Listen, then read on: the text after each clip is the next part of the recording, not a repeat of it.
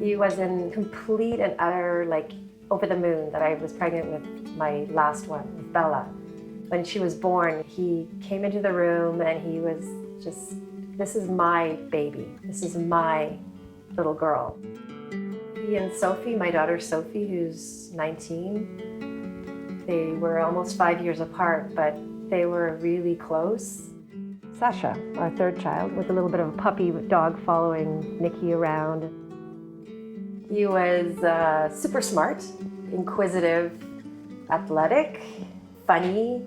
He wasn't completely open and unafraid to be himself. I mean, I can't even ever say I thought anything would hit our family, a disease would hit our family, would hit one of my kids. He had been at a sleepover and eaten a lot of pizza and stayed up late, and the next day was experiencing some abdominal pains. I sent him to school, but I saw him in the schoolyard at lunchtime and he was just doubled over, and of course I grabbed him right away. We went to CHIO. Never once did I ever think it was anything more than a gastrointestinal something. And I remember standing in line with a woman that I knew from the glebe, and she was there with one of her kids, and later on it turns out her child has the flu and goes home, and my kid has cancer. It's hepatocellular carcinoma. You never, ever are prepared for something like that.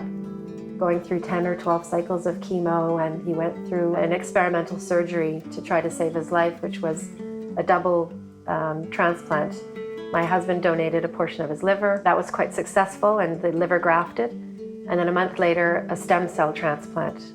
But because his immune system was so suppressed, he picked up a virus in the hospital, something that even a healthy person probably would have had a very difficult time fighting off. And he couldn't. They tried every antibiotic, and he passed away.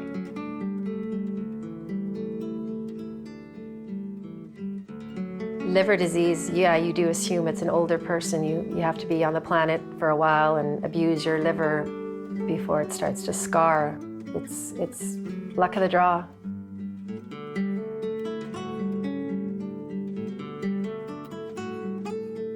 When Nikki's only chance at survival seemed to be the liver transplant and stem cell transplant, we knew that we would be facing a situation where one of us in our family would have to donate a liver to Nikki. The Liver Foundation got in touch with us, and we were introduced to Trina Morissette, who had been a living donor for her mother. And she came and met our family, talked with us, and in particular with our daughter Sophie, because when we were going through the process of matching, our daughter Sophie happened to be a 100% match to Nikki. So Trina gave her special attention, took her out, talked to her, talked about her concerns, talked about the process, talked about the aftermath, and formed a friendship with her and with our family. It turned out that the hospital in New York wouldn't allow Sophie to be a donor because she was too young. The Liver Foundation can completely give a person who has to be in this situation so much information about not only the physical aspect of having a liver transplant, but the aftermath. And the aftermath can sometimes be more grueling than the surgery, because if it's a success, wonderful. But if it's not, my husband lives every day with that scar that reminds him of the surgery that wasn't a success. Trina and Annette Martin came to Nikki's funeral. They went beyond, being an organization that it's an actual organization in the community dealing with personal lives, and that to me is amazing.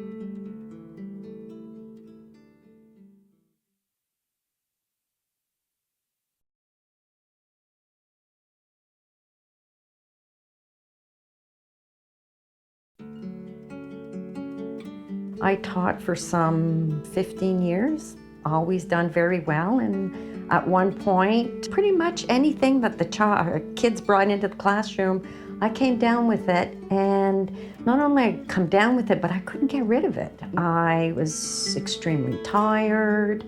I didn't have any energy, not the energy that I was used to having. So that's at the point where I realized that something was quite wrong. Within 6 months, they had me diagnosed with a liver disease. Primary biliary cirrhosis is an autoimmune disease. It affected my liver, which caused blockage of the bile ducts, which caused cirrhosis of the liver. In March of 2007, the liver specialist started making plans for talking to us about a transplant.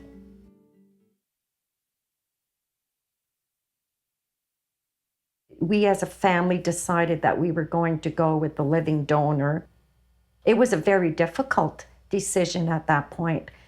I knew that my sons wanted to go first to be tested, and that as a mother, you certainly don't want to see one of your children having to go through that process. Together, they just decided that Sean would go first. He just felt that he was strong enough, and he was determined that he could do this. And we never had to go any further than Sean, because when he went through the testing, he was compatible and he was very willing. So that's where the process stopped. They were going to be taking 50% of Sean's liver, removing all of my liver, and transplanting his liver into me.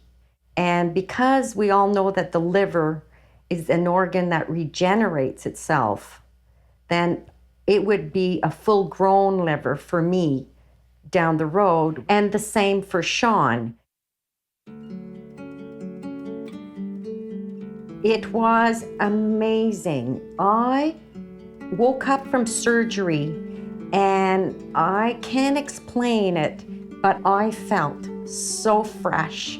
Like I was just, I don't know, there was something in me that I woke up and it was like, oh, wow. I felt great. I knew I had my life back right away.